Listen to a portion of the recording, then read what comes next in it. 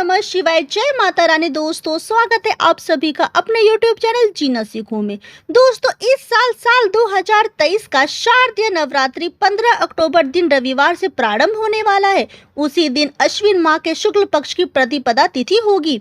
पंचांग के अनुसार अश्विन शुक्ल प्रतिपदा तिथि से शारदीय नवरात्रि शुरू होती है और इसका समापन अश्विन शुक्ल दशमी तिथि को दुर्गा विसर्जन के साथ होता है।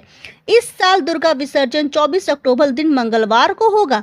उस दिन विजयादशमी मनाई जाएगी। माता रानी सिंह पर सवार होती है, लेकिन जब वे पृथ्वी पर आती है तो दिन के अनुसार उनकी सवारी बदल जाती है। दिन के हिसाब से उनके आगमन और प्रस्थान की सवारी तय होती है।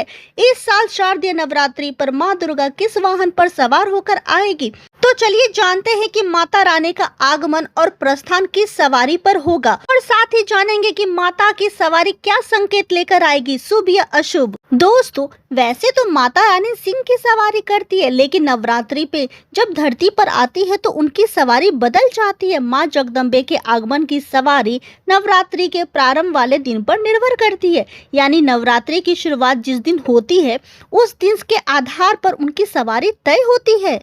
इसी प्रकार से वह जिस दिन विदा होती है उस दिन के आधार पर प्रस्थान की सवारी तय होती है। अलग अलग वार यानी दिन के अनुसार नवरात्रि में माँ दुर्गा के वाहन डोली, नाव, घोड़ा, भैंस, मुर्गा व हाथी होते हैं। इस बार शारदीय नवरात्रि की शुरुआत रविवार से हो रही है। जब रविवार के दिन से नवरात्रि शुरू होती है तो माता का वाहन हाथी होता है। वाहन के रूप में हाथी पर आना बेहद फलदायक माना जाता है। जब भी नवरात्रि का पहला दिन रविवार या सोमवार पड़ता है तो माँ दुर्गा की सवारी हाथी होती है। माना जाता है कि माँ दुर्गा जब भी हाथी पर सवार होकर आती है तो अपने साथ ढेर सारी खुशियाँ, समृद्धि और ज्ञान लेकर आती है। माना जाता है कि माँ दुर्गा की सवारी हाथी होने के चलते यह पूरा साल धन धान से भरा हो सकता है।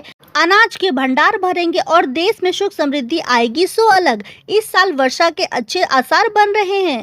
वहीं यदि नवरात्रि मंगलवार और शनिवार शुरू होती है तो माँ का वाहन घोड़ा होता है, जो सत्ता परिवर्तन का संकेत देता है। इसके अलावा गुरुवार या शुक्रवार से शुरू होने पर माँ दुर्गा डोली में बैठकर आती है, जो तांडव जन धन हानि का संकेत बताता है। वही बुधवार के दिन से नवरात्रि की शुरुआत होती है तो माँ नाव पर सवार होकर आती है। नाव पर सवार माता का आगमन शुभ होता है।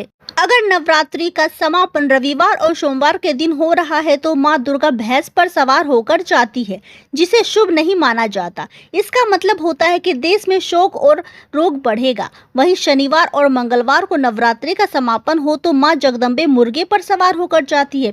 मुर्गे की सवारी दुख और कष्ट की वृद्धि की ओर इशारा करता है। बुधवार और शुक्रवार को नवरात्रि समाप्त होती है तो माँ की वापसी हाथी पर होती है, जो अधिक वर्षा की ओर संकेत करता है। इसके अलावा यदि नवरात्रि का समापन गुरुवार को हो रहा है तो माँ दुर्गा मनुष्य के ऊपर सवार होकर जाती है, जो सुख और शांति की वृद्धि की ओर इशारा करता है।